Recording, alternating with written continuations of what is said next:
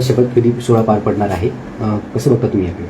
शेवटी त्यांच्या पक्षांतर्गतचा ते विषय, आपण काय बोलणार. परंतु एक दृष्टिकोनातून जर बघितलं तर त्यांचा पक्षाचा विषय असेल किंवा फडणवीस साहेबाचा विषय असेल किंवा त्यांच्या पूर्ण पवार कुटुंबियाचा विषय असेल, झालं ते मला तरी किमान माझं एकट्याचं मत असेल तर चांगलं आहे. शेवटी दादांची पाडलेली वाट, दादांनी केलेलं काटेकोरपणानं प्रशासनाशी काम, राज्यभर केलेलं काम, ही जी प्रचंड मोठी विकासाची अजितदादांनी वाट पाडली होती, त्यावर चालवण्यासाठी त्यांच्या कुटुंबातलंच कुणीतरी पाहिजे होतं. आणि तो माझ्या मतानं तरी मला तरी वाटतं की चांगला निर्णय आहे.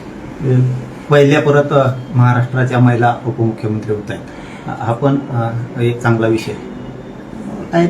झालंय ते चांगलं झालं असं वाटतं. दादा, पण गडबड झाली असं नाही वाटत का? कारण त्यावरून टीका होती समाज माध्यमांवर होती की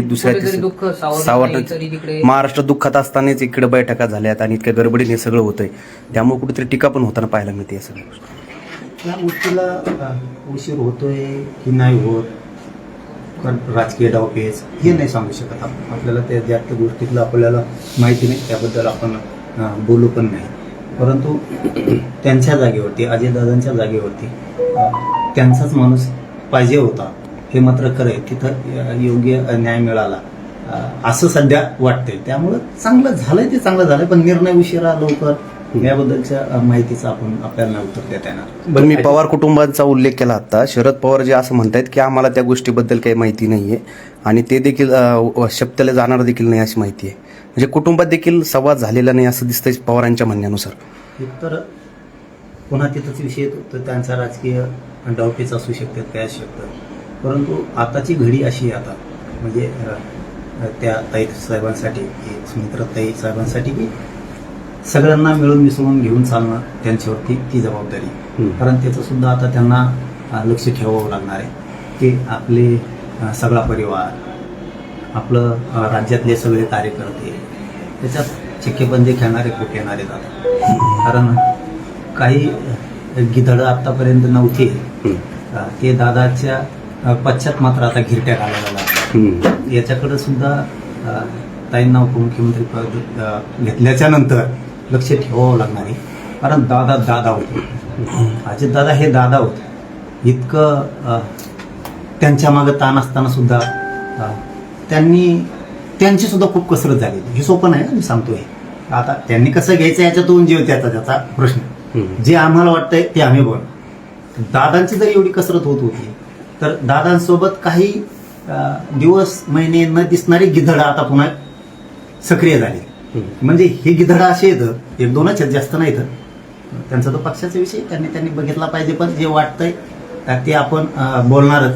की ते पूर्वी असं होतं बघा, वाड्या असायचा पूर्वी आणि त्या वाड्यात ढेकणं असायची आणि ज्या घरानं मोठं केलं त्या ढेकणाचं काम असायचं त्याच घरातल्या माणसाला चावायचं, रक्त प्यायचं. असे काही गिधड येतं, ढेकणं येतं तिथं आसपास. त्यांच्यावर मात्र लक्ष ठेवलं पाहिजे. त्यांची बोलण्याची पद्धत वेगळी असते. हे ताई साहेबांसाठी आता आपण उपमुख्यमंत्री होत आहे, आपल्याला दादाचा वारसा चालवायचा आहे, पवार परिवाराचा वारसा चालवायचा आहे, राज्यातली काटेकोरपणानं प्रशासनावर लक्ष ठेवायचं आहे तुम्हाला. त्याच्यासाठी हे फक्त आमचं सांगणं आहे, ऐका म्हणत नाहीत आम्ही, सल्ला सुद्धा नाही. पण हे ढेकणं जे जमलेत ना आता अचानक, यांच्यावर लक्ष ठेवावं लागणार आहे. कारण शेवटी उपमुख्यमंत्री झाल्याच्या नंतर सुमित्राताईसाठी तुम्ही एक लक्षात घ्या, तुम्ही मराठवाड्याची लेक आहेत आणि तुम्ही पश्चिम महाराष्ट्रातली सून आहेत. दोन्हीकडेही तुम्हाला राजकीय वारसा आहे. माहेरकडं पण आहे, मराठवाड्याची तुम्ही लेक आहेत, इकडं पण आहे, आणि तिकडं सासरला गेल्याच्या नंतर सुद्धा तुम्हाला राजकीय वारसा आहे. त्यामुळे तुम्हाला खूप बारीक लक्ष ठेवावं लागणार आहे की हे कोण कसे आहेत. याच्यात आता जे जमलेत ना एक दोन गिधाडं, हे खूप मोठा फायदा उचलू शकते. की ज्यांनी त्यांच्यापासून दादाला सुद्धा त्रास झालेला आहे त्यावेळेस, हे सुद्धा कसरत त्यांची असणार आहे. त्याकडे लक्ष ठेवलं पाहिजे. आणि शेवटचं आपल्याकडून सांगणं असं आहे की सगळ्या परिवाराला तुम्ही विश्वासात घ्यावं. ते राजकारण तिकडे खड्ड्यात गेलं, त्याचं कारण असं आहे की हे इतके चालू लोक आहेत आता एक दोन दिवसात जमलेले की हे कवाशी पलटी मारतील आणि कुंकड जातील, त्यावेळेस तुमच्या कामाला तुमचा परिवार येणार. हे मात्र तुम्ही विसरू नका. त्या टायमाला तुमचा परिवार तुमच्या कामाला येणार आहे. देवेंद्र फडणवीसच्या सुद्धा टचमध्ये राहिलं पाहिजे, त्यांनी शिंदे साहेबांचं सुद्धा राहिलं पाहिजे. पण त्यांच्याच अंतर्गत असणारे हे जे ढेकणं आहेत ना, हे खूप रक्त पिऊ शकते. त्यामुळं सावध राहू, त्यांनी गैरफायदा उचलू नये तुमचा. आणि तुम्ही मुरबी बनावं लागणार आहे, कारण तुम्ही दादाच्या पत्नी आहेत. तुम्हाला ते दाखवून द्यावं लागणार आहे, मी सुद्धा पवार घराण्याची हे सिद्ध करावं लागणार आहे. नसता हे गोड बोलून, हे जे गिदडं आता अचानक जमलेत ना, हे गोड बोलून खूप काही वेगळं पाऊल उचलू शकते. कोणावर नेमका रोप आहे तुमचा ते नंतर बोलून मी आजचा दिवस शेवटी दुःखाचाच आहे. तरी पण त्यांच्यासाठी पण काही प्रक्रिया असू शकते कायदेशीर, म्हणून एखाद्या वेळेस त्यांनी ते उपमुख्यमंत्री दुमत असायचं कोणाचं कारण नाही. पण हे जे काही गिदड आता घिरट्या घालायला लागलेत अचानक, खूप ढेकणासारखे आहेत. हे पिलेलं तर कळत नाहीत, हसून राहतील, आम्ही सगळं चालवतो का काय असंही दाखवतील.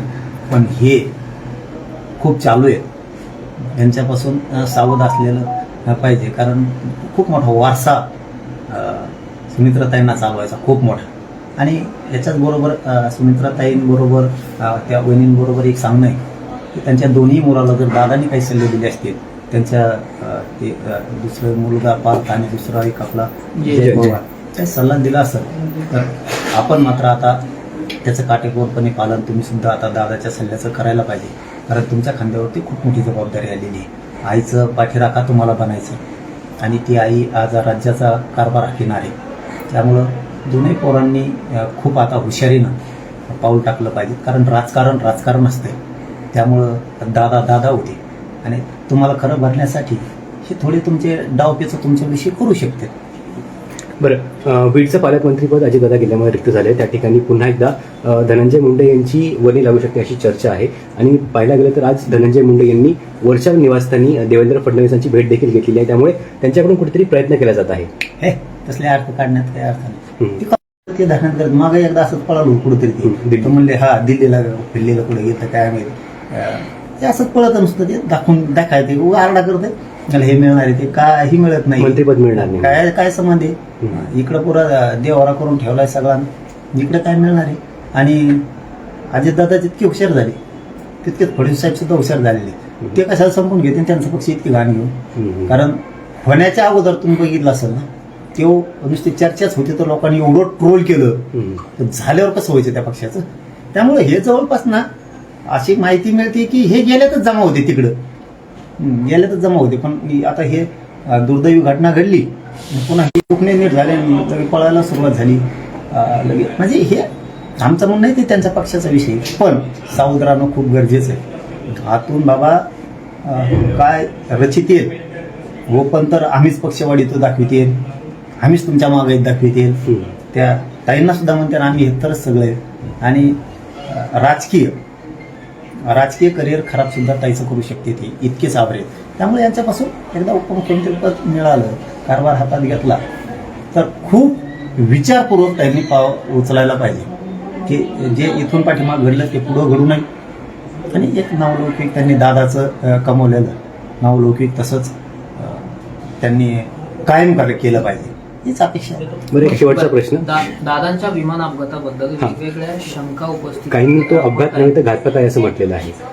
ते तसं वाटत नाही, कारण ते काही एवढे ही नव्हते. काय म्हणायचं त्याला की कुणाच्या विरोधी जास्त गेलेले असे असं तसं काय तर होईल ना. चौकशी चालू आहे वाटतं काहीतरी, त्याची चौकशी चालू आहे वाटतं काहीतरी, यासाठी काहीतरी चौकशी आहे अशी माहिती आहे आपल्याला.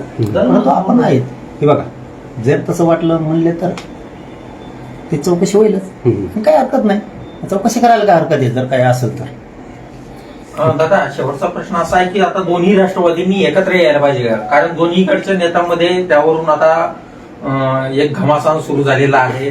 शरद पवार पक्षाचे नेते म्हणतात हो आमची तशी बैठक झाली होती अजित पवारांसोबत आणि त्यांनी होकार दिला होता एकत्र येण्यास. अजित पवार पक्षाचे नेते नाही त्याला टाळाटाळ करतायत, असं कोणतीही चर्चा झाली नसल्यास त्यांचं म्हणणं आहे. नेमकं काय करायला पाहिजे दोन्ही राष्ट्रवादी बाबत? एकत्र यायला हवं की मी त्यांच्याबद्दल नाही बोलू शकत, परंतु एक मात्र नक्की बोलणार, विरोधी पक्ष आता प्रबळ पाहिजे, त्यांनी मरगळ झटकेले पाहिजे. हे जे हमेशा पडत आहेत ना, हे मरगळ त्यांनी झटकले पाहिजे. आता ती वेळ आली. आणि विशेष करून पवार परिवारावर सुद्धा तिचे किंवा ठाकरे परिवार असेल यांनी आता मरगळ झटकेली पाहिजे ते विरोधी पक्षनेत्याचं सक्षम काम गोरगरिबांसाठी या जनतेसाठी त्यांनी उभा करायला पाहिजे. आणि त्यांनी एक यायचं का नाही यायचं हे त्यांचा प्रश्न आहे, परंतु त्यांनी सुद्धा आता दोन्हीने विचार करणं गरजेचं आहे. म्हणून मी मगाशी सांगितलं ना, शेवटी परिवार असतो. आता जरी त्यांनी उपमुख्यमंत्री पद घेतलं तरी पण परिवार एक संघ कसा होईल आणि त्याला राज्यात पुन्हा कसे ते मुसंडी मारतील त्यांच्या दबदब्याची, ते करण्याचा पाऊल खरोखरच दादाचं जर इच्छा असेल, मला माहित नाही त्यांचं काय ते, तर ते सुद्धा पूर्ण आता उपमुख्यमंत्री झाल्यानंतर त्यांनी पाऊल उचललं पाहिजे.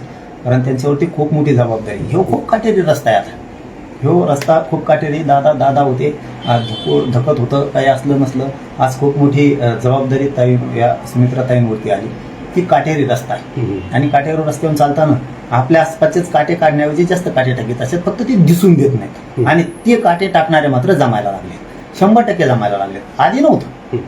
आणि आता अचानक लगेच पुन्हा लगेच दुखणे नीट झाले, लगे पळापळी सुरू झाली, लगे निबारबी झाले आणि पहिल्या फळीतले म्हणून बातम्या लगेच सुरू झाल्या, लगे पहिल्या फळीतले झाले हे या काही केस. आणि हे दादाला सुद्धा वेदना देणारे लोक आहेत. आमचं काय सोडणं, आम्ही खंबीर आहेत त्यांना, आमचं काय करते हे, आम्ही खंबीर आहेत त्यांना, आम्ही इतके खंबीरित केले. आता आपल्या घातपाताच्या मॅटरमध्ये सुद्धा आपण आता यासाठी मागणी करणार. हो, कारण आम्हाला तो तपास योग्य वाटलेला नाही, पुनर्तपास होणार त्याचा. आम्ही सुद्धा यासाठीची मागणी त्याच्यात करणारच आहेत आता. कारण तुम्ही जर त्यांना सोडू देणार, तुम्ही त्यांच्या जामीन होणार. कोणचा तपास झाला असला, काय केलं, फॉरेन्सिकचा रिपोर्ट आला का नाही, काय झालं, तुम्ही पाठवले होते ना सगळे. जी तपास यंत्रणा होती माझ्या घातपातातली, त्या धनीने केलेली त्याच्यातली, त्याच्यात काय झालं. तुम्ही तर म्हणले फॉरेन्सिकला पाठवायचं, आवाजच पाठवायचा, रेकॉर्डिंगच पाठवायच्या, त्या काय झाल्या. त्याच्यामुळे आम्ही त्याच्यात आता SITची मागणी देवेंद्र फडणवीस साहेबांकडे करणार आहे आणि त्याचा तपास पुन्हा सुरू करणार. सुट्टी नाही देणार, कारण त्यांनी ह्यो कळस गाठीला होता. ह्यो कळस गाठीला होता त्यांनी. त्याच्यामुळं तो जरी आता याच्यातून काय, त्या रश्मी शुक्लाताई बरेच जण ते नागपूरला जमले होते, अजितदादा होते त्यावेळेस, त्यांनी काय तिथं क्लीन चिट दिली असेल, परंतु ते आरोपीलाही सुट्टी नाही आणि त्याला पण नाही. आणि ते त्याला भावच लागणार. आता SITची मागणी होणार आहे. तसं ते होतं म्हणलं आता SIT आहे, त्यात काय झालं काय माहिती, चुट्टी SIT नेमली होती मग गुप्तर यांनी, त्याला एकट्यालाच माहित होती ती नेमली म्हणून. त्यामुळं तसे हे असले प्रयोग करू शकते ते.